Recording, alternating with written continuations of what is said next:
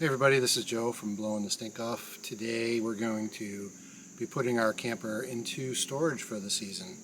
We're in October now, and last year we survived the winter without any cracked pipes or any mice or any other kinds of issues that would cause us problems when we took it out of storage. So we're going to show you today exactly how we winterized, what we used, what we did, and show you how to do it for yourself. It's an easy thing to do. You can definitely do it. So we're inside the camper right now. This is a Rockwood Mini Lite 2204S camper, but these rules apply to most RVs and campers on the market. The winterization steps are all very, very similar. Locations might be a little different, but you should be able to follow along and have this apply to your camper as well. The very first thing we need to do is locate the bypass valve for the hot water tank. In our camper, it's located in this bottom cabinet down here in the corner of the floor. So down underneath our refrigerator we have our filter, water filter here, and then we have the hot water tank is here. And what you'll notice is that there's a valve on the top and a valve on the bottom. One's hot and one's cold. Those two valves need to be switched to the position where they're in line with the plastic tubing. So when you do that, water will no longer go into the hot water tank.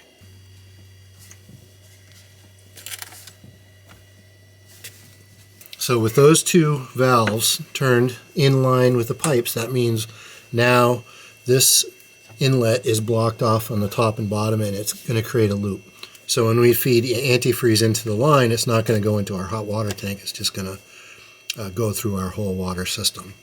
Once you have those valves bypassed, you want to locate your water pump and make sure that you bypass the fresh water tank. So that's the water pump, and there's a valve in the back there that feeds that line right back there down into the fresh water tank. So right now the fresh water tank is bypassed, so the valve is turned so that it is perpendicular to that water line. So what that means is that this is our inlet that's on the outside of the camper. Our fresh water comes in from that hose on the farther side in the bottom and goes down to that valve. It'll go bypass the fresh water line into the pump. And the reason we want to do this is because we're going to be pumping in our antifreeze. So now I want to go through and drain all of the existing water that's left in the lines. And on most campers you'll find a little label here that says low point drain, and so underneath the camper is a couple of valves, and we're going to crack those valves loose and drain them out. And I got a bucket here to catch the water and a piece of plywood to crawl on so I don't get all filthy from the ground. So underneath, these are your low point drains, and I'm just going to take a wrench and I'm going to loosen them up and we'll let the water drain out.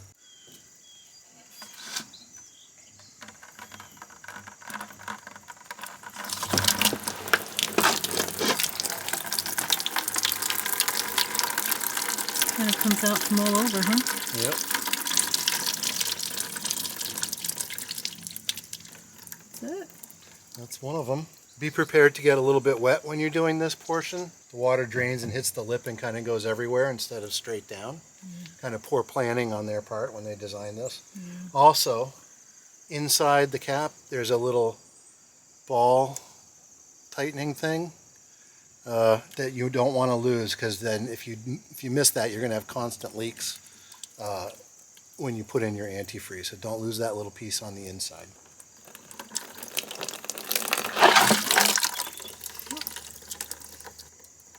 Did I lose that little piece? Yep. So you see the little piece came out, so we're going to have to find that.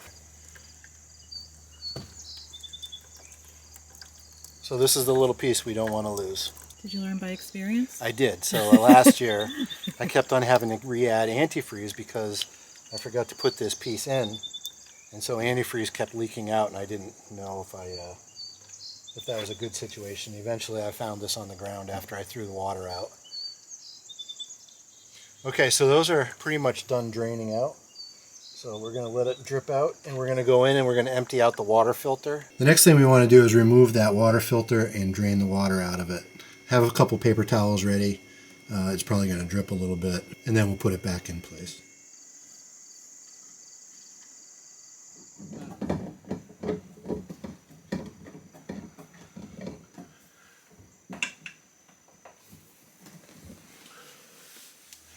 So now we want to take these plastic nuts with the plastic ferrules and cover our low point drains again. When you put these on, you don't have to put them on with all your force, just hand tighten and maybe 1/8 of a turn further. After we start putting in antifreeze, we'll come back and we'll check to make sure we don't have any leaks. Okay, so we have our low point drains closed. You need to locate your antifreeze inlet. On our camper, the Rockwood Mini Lite 2204S, this is our antifreeze inlet. And you can see they placed a label here so that we know. So we're going to pull this cap off, and this has a self-tightening knob on it. I have a small piece of garden hose, an old water hose, that I cut the end off. So this is maybe 6 or 8 feet long, and I'm going to attach this to the antifreeze inlet. The antifreeze we got this year is Prestone Waterline antifreeze, recommended for RV, pool, boat, seasonal, and home. It's for potable water, and what that means is that it's not going to hurt you if you have a little bit left in your lines when you come back in the spring and start using your camper. When you take your camper out of storage, you want to flush your lines out really well, but this is safe for use in potable water systems. So really important to look for that on whatever kind of antifreeze you buy. We'll give you a link to this so you can get some for yourself. You're going to need maybe 3-4 gallons depending on your camper and how big it is. I think we'll probably be alright with 2, but I bought 4 just in case I had leaks or other issues. So my old water hose is connected to the antifreeze inlet. I have my antifreeze open, and I'm going to put the hose in there. We'll go inside and turn on the water pump and open the hot water and cold water in the sink and wait for the antifreeze to start draining into the P-trap. It's okay to have the P-trap full of antifreeze so that it doesn't freeze over. So now we're going to put the antifreeze into the lines using the electronic water pump in the camper, and Helen's going to go inside now and she will show you how to turn on and off the sinks and what to look for. Alright, so Helen's inside, I'm outside, and I'm going to say, okay Helen, go ahead and turn on the water pump.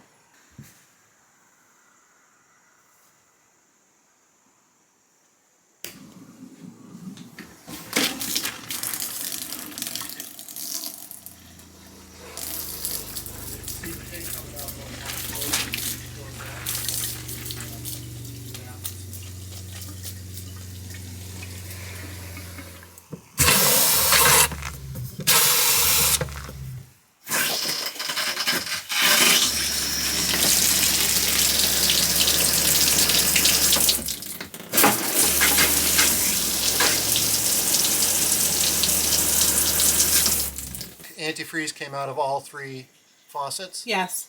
Okay, great. So the interior is done. So you can leave the water pump on and come on outside and we'll do the outdoor shower. Alright, one common thing that many people miss when they're winterizing their campers is the outdoor shower. So we'll do one step. Is it pink? I guess it's I think it's pinkish. pink, yeah. It's pink. So that's one line, and we're going to do the other line here. Kind of hard to tell. Okay, that's pink. That's pink, definitely. Alright, so now all the lines are filled with antifreeze, and we should be good to store for the winter.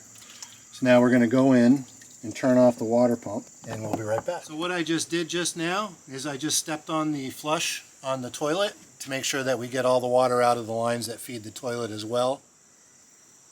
So 1 completely empty and 2 mostly empty. Alright, so the last step is to take the cover off of the water heater access and make sure you drain all of the water out of the water heater. We don't want that to freeze and break the water heater or crack the tank or anything like that over the winter. So we'll open this up. Down here, you'll see the anode rod. So we're going to actually drain through the anode rod. And that is a 1 1/16 inch wrench size.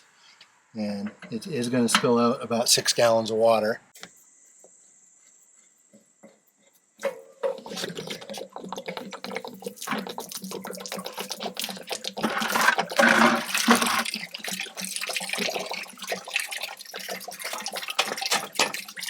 And you want to take a good look at your anode rod every year. This one is probably still fine. It still has a lot left to it, but they do need to be replaced every few years. I think this one will be fine now, so we're not going to replace it. They're cheap if you do. They're not expensive. Actually, what's this stuff? I don't know. Probably pieces of this. What is that? So there's an air release valve right up here, where I'm holding. So that's a little pressure valve. So I'm opening the valve to let the water flow out faster. That's a lot of water. 6 gallons. So it would fill up this 5-gallon bucket and a little bit more. One of the things that you need to realize is that you do not want to put antifreeze inside your hot water tank. So it's really important that you close those valves. And as long as you drain most of the water out of the tank, you're not going to crack your tank because there's a lot of room for the water to expand as it gets cold and starts to freeze. And it gets to a point where no water is coming out anymore. So when we get to that point, we'll close that pressure release valve again, and we'll put the anode rod back in.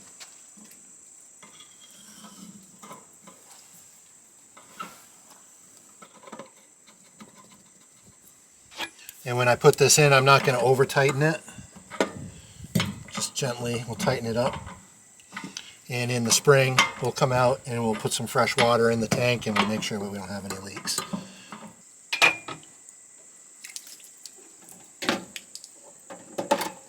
So one of the things I like to do every year, before I put the camper in my storage spot, is to take out the propane tanks. I don't want to give anybody the opportunity to take them. Just better safe than sorry. And then when I get to the storage site, I'll also remove the battery. So I'm going to go ahead and take out the propane tanks first. Okay, now that I've removed the cover, you can see the tanks themselves and the system that Rockwood uses. You want to make sure that the valves are closed, which they are.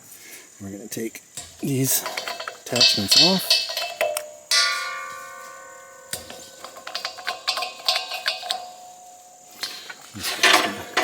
Loose.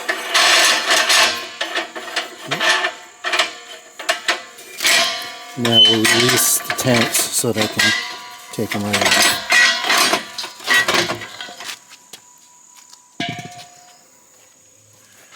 That tank was still full. This tank, second tank, is just about empty. So what I need to remember next year is to have these tanks refilled. These are 40-gallon tanks, just as an FYI.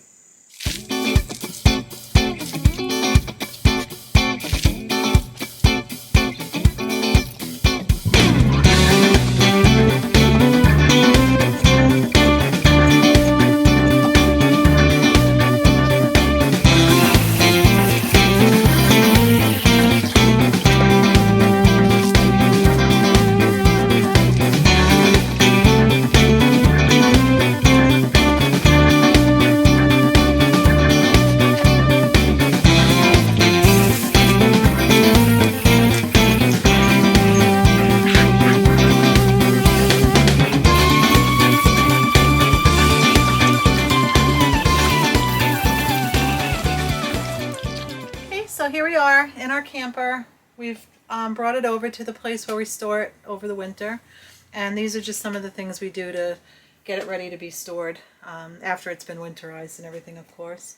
So in here we have mattress protectors that we put over the mattresses and some of the bedding, just in case, I don't know, if it leaks, or try and keep mice out of it or whatever, but it just makes me feel better that they're covered. They ripped last year because they're cheap ones, so I just taped them shut where they were ripped, and we'll get new ones next year. I'm also going to close up all the shades. Another thing that we do is we have this peppermint essential oil, and this is what we use in my car to keep mice out, and this is what we used in the camper last winter to keep mice out. We didn't have any signs of any mice, so we're going to do the same thing again. So I have these little glass jars, and we're just going to pour a little bit of essential peppermint oil into each jar and place them here and there around the camper. Just a tip, when you take these jars out in the spring, don't put them through your dishwasher. Just wash them in the sink and save them just for this, because every dish that we washed for 2 weeks later smelled like peppermint after that, so don't do that. Okay, so another thing we have is damp bread. We used this last year, and I think it worked because when we took them out in the spring, they were full of water. So obviously they did something. They did their job. So to prevent it from getting moldy in here, damp or moldy, we have 4 of these giant damp breads that we'll put here and there around the camper. And we'll put the links in the description box for the peppermint oil and the damp bread in case this is something you want to do in your camper. So we do that. I took down a lot of the decorations that were hanging on the wall. Anything that had glass that might break if it fell, I took down and stored away. We are going to open the refrigerator and the freezer and leave them cracked open a little bit just so it doesn't get musty smelling inside. Oh, you know what else we did last year that we can't forget to do this year? I wrote a note and hung it on the stairs. So when we first opened the door in the spring, the note was right there looking at me that said, close refrigerator before you put the slide out. Otherwise, this refrigerator is going to get stuck on the slide, the refrigerator door, and be destroyed if we don't do that. So I have to remember to do that note again, just to remind us. All you do is open this up and dump it in there. You'd be amazed how much water these things collect. Close it back up. I'll put one in the bathroom. So last year I left one in the bathroom on the floor. I'm going to leave one right here on this counter. I leave one here on the table, and then one in here right here. So I've just poured a little peppermint oil into each one of these little glass containers. When we open this up in the spring, it smells like Christmas in here. It smells like candy canes, which isn't the worst thing. I'd rather it smell like candy canes than mouse poop. So I'm going to put one in the bathroom.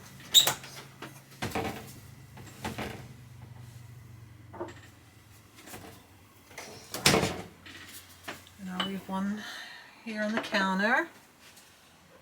And I'll leave one down here by this damp bread. I will leave one under here in the cubby hole. And one over here between the beds.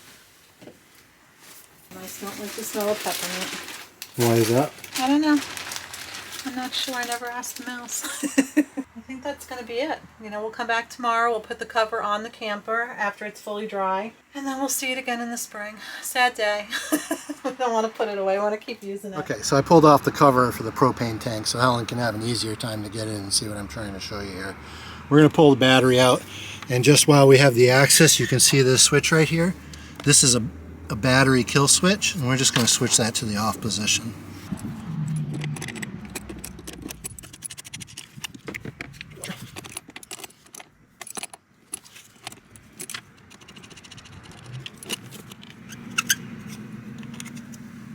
All right, and we're just going to take the battery out.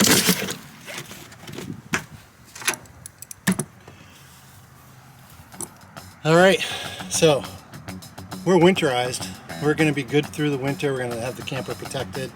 It's going to be good to go for when we come back in the spring. So we'll see you next year for more camping trips. But make sure you stay tuned to our channel. Like, subscribe, always leave comments. It really helps us out a lot.